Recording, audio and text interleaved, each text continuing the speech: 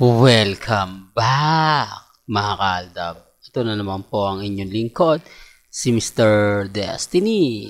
At magbibigay po tayo ng pinakamainit na update po ngayon sa social media, mga kaaldab. Siyempre, latest trending na naman po tayo.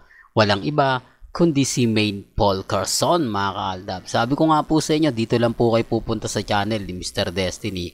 101% updated po kayo. Kaya nga po maging kampante lang po kayo, maging matatag. Di po ba? Sabi ko nga po sa inyo dito po sa channel ni Mr. Destiny, kung ano lang po yung napapanood ninyo, kung ano lang po yung napapakinggan po ninyo, relax lang. Di po ba? Dito naman po hindi naman po tayo magpapahuli at never naman po tayong nagpapaapekto. Di po ba? Kaya relax lang po kayo. Ano man po yung mga nababalitaan natin patungkol ngayon kay Mengay, okay lang po yan kasi wala pa naman din po akong update kung ano nga po ba yung title, kung ano man po yan, reality, talk show, hindi natin alam, di po ba?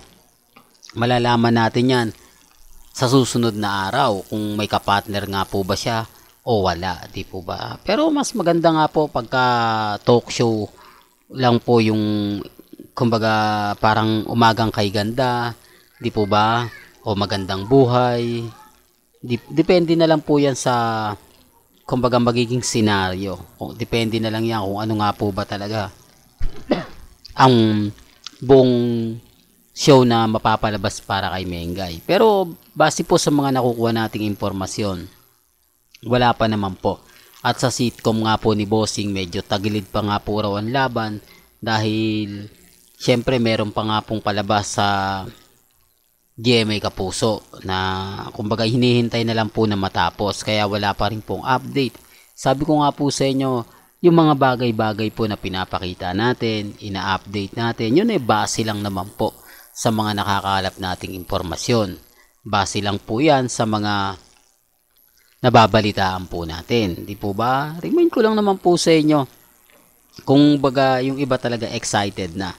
Si Mengay kasi yung tipo na talagang wala eh. Hindi niya man lang niya nagbibigay ng pahabs. Wala man lang update, di po ba? Wala man lang paramdam kahit ang EAT. Ito po yung sinasabi ko na sensitibo yung mga bagay na ganyan. Hanggat hindi pa rin po kasi naayos, hindi po talaga magsasalita yung mga artista. At siyempre yung mga behind the scene, hanggang dun lang. Di po ba? Wala pa rin mga title na isasabihin. Di po ba? Kaya nga po nag-aantay lang ako eh. Basta't pag may nabalitaan po ako, agad-agad ko naman pong ibabalita po sa inyo. Agad-agad ko naman pong i-update. Depende na lang po yan sa mangyayari at magaganap. Di po ba? Lalo na po ngayon na talagang kaabang-abang ngayon si Main Paul Carson. Marami kasi nagtatanong, ano na nga po ba ang latest Mr. Destiny? Mukhang wala na namang update si Mengay, although nasa EAT siya, pero wala man lang daw po siyang binabanggit. Sabi ko nga po sa inyo, basag naman po talaga yung Armin. Huwag na po kasing ipilit, masasaktan at masasaktan lang po talaga sila. Lalong-lalo na nga po, pagdating dito kay Mengay at kay Alden, di po ba? Sila naman po talaga yung topic lagi. Sila naman po talaga yung laging pinag-uusapan at pinagpepiestahan. Taliwas sa mga sinasabi at pahayag ng iba. Di po ba? Ito mga kaaldab, nakakalungkot lang po itong ibabahagi ko sa mga nagagalit po at sinasabing ng dahil daw din po sa akin, kaya daw po pinagpepiestahan ng issue kay Catherine at kay Alden. Sabi ko nga po sa inyo, sa social media yon nagsimula, nagtrending, nagviral yung panliligaw daw ni Alden Richards kay Catherine. Di po ba? Sa totoo lang po, ako naman po di po ba'y nagtatanggol kay Alden. Kay Mengay, tagapagtanggol po tayo. Ina-update ko lang po yan para alam po ninyo.